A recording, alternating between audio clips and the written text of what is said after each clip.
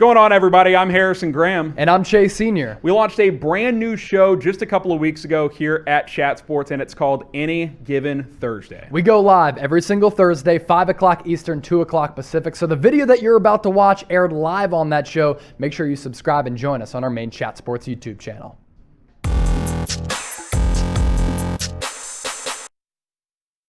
You're watching Any Given Thursday right here on Chat Sports. I am Chase Sr. He is Harrison Graham. And I know so many Dallas fans are focusing in on the Dallas Cowboys, but the NBA season is right around the corner. So with that, we're doing a bunch of NBA training camp previews here at Chat Sports. So without further ado, we got an MFFL fan right here, Harrison Graham, who grew up watching this team. He has some of his biggest storylines going into Mavericks training camp. So my man, just take it away. So my number one is Luka going to make that MVP jump this year? You know, the last couple of years, he's kind of been a second-tier MVP. Of course, his rookie year, he's been an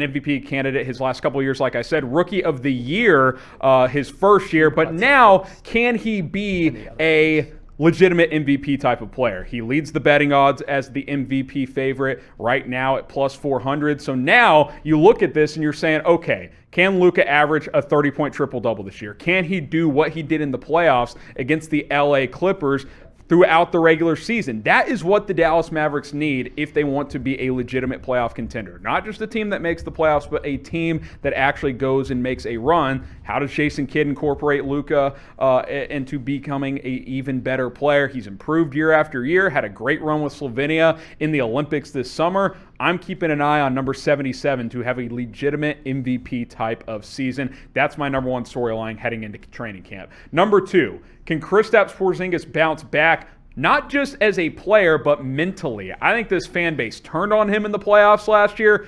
New coaching staff led by Jay Kidd.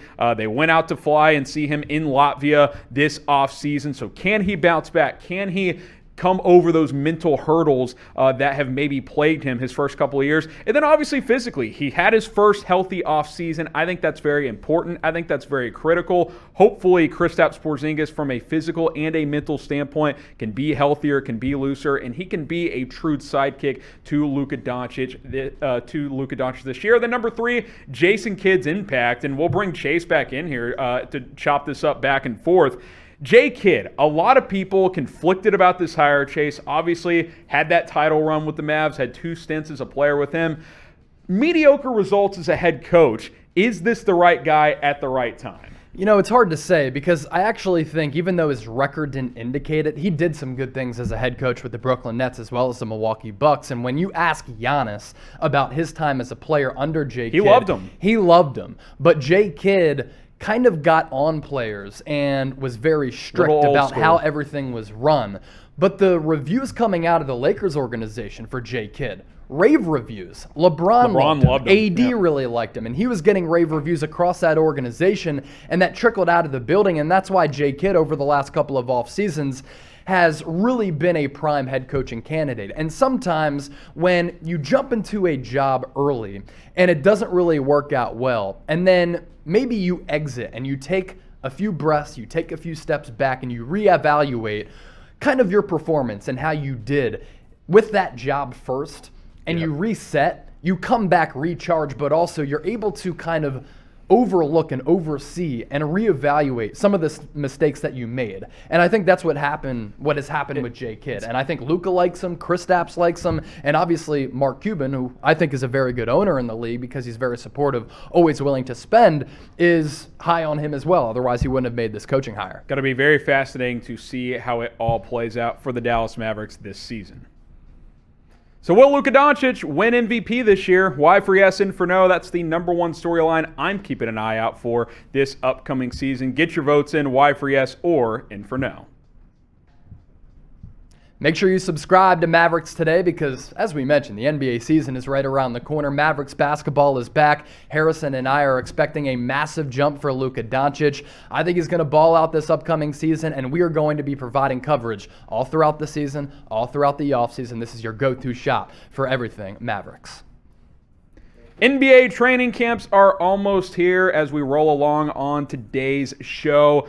Chase, basketball is almost back as training camps start next week. So much of the focus right now across America, really across the world, is on the National Football League as we go into week 3. But NBA training camp tips off next week. NBA preseason is only a couple weeks away, and then the NBA regular season starts in mid-October. We're going back to the normal NBA schedule following this COVID-shortened season and how the coronavirus kind of threw everything out of whack as far as the schedule. But here's some key dates for you that are coming up. Next week on the 27th, that's NBA Media Day for all teams across the association. On the 28th, that's when NBA training camps begin, so practices do begin to be in session. On the 3rd, the NBA preseason is starting, and then on the 19th, NBA regular season gets underway. Yeah, and you look at that calendar, you're like, holy smokes, didn't the finals just end like a week ago? It feels That's that what way. It feels like, but we've had a draft, we've had a free agency period, and it's a lot of fun, man. I can't wait to get basketball back. Deep fall is the best time of year because you have the NFL, the NBA, playoff baseball, college football, and even hockey for you hockey fans. It's all happening at once. And that's coming up here in about 6 weeks when all those sports will overlap. It's nice to have the normal calendar back with the NBA. Second short offseason in a row that was shorter because of that. But moving forward, we should be back on the normal calendar, and these players should be able to adjust. And I cannot wait for opening night later in October. If you guys are as ready as we are here at Chat Sports, because hey, more NBA season means more videos for you guys. Type me down in the comments. Chase, I'm fired up, man. It's going to be fun. I'm fired up, and I think actually the ratings might improve for the NBA in the playoffs as well as in the NBA Finals once we get back to that normal schedule for the first time in 2 seasons, because 2 years ago we had the NBA bubble, and then it's kind of weird having the NBA Finals in the middle of the summer. Yeah. But when you have it earlier on, I think it's a less busy time on the sporting schedule. Well, I think people are just so comfortable with what they're used to. Yeah. And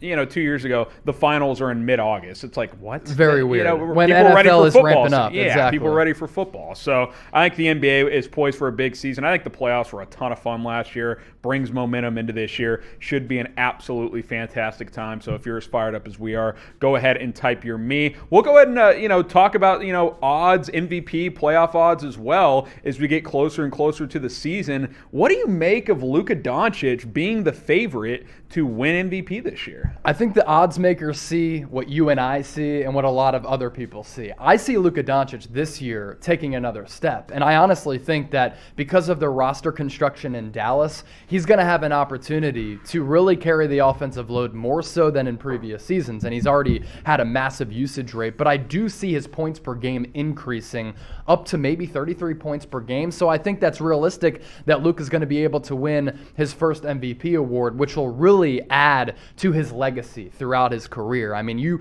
compare his first 3 seasons with the first 3 seasons of LeBron James, they have been nearly identical all across the board. And I think Steph Curry, coming off that historic second half of the season last year in which he was just straight up on fire, dropping 30, 40-point games any given night. That's why you see him at 5-1 odds. Giannis, he really solidified himself as one of the greatest players in the history of the NBA with how he played in the NBA Finals. His resume of 2 MVPs in a Finals and a Finals MVP, he could retire tomorrow and go into the Hall. So him and Michael Jordan, the only players at this point of their respective careers to win an NBA championship, an NBA MVP, a Finals MVP, and Defensive Player. Wow. So that goes to show you the historic proportions in which Giannis is off to in his career. And then if Embiid doesn't get hurt last year he might with have that won knee injury, at 7-1 odds, I kind of like the value there because I thought he would have been the MVP if he didn't get hurt. Then, of course, LeBron's always in the mix. Kevin Durant's at in the mix 12-1 as well. A lot of guys at plus 1,200. We just gave the King some props there because he's been doing it for a long time. But then you look at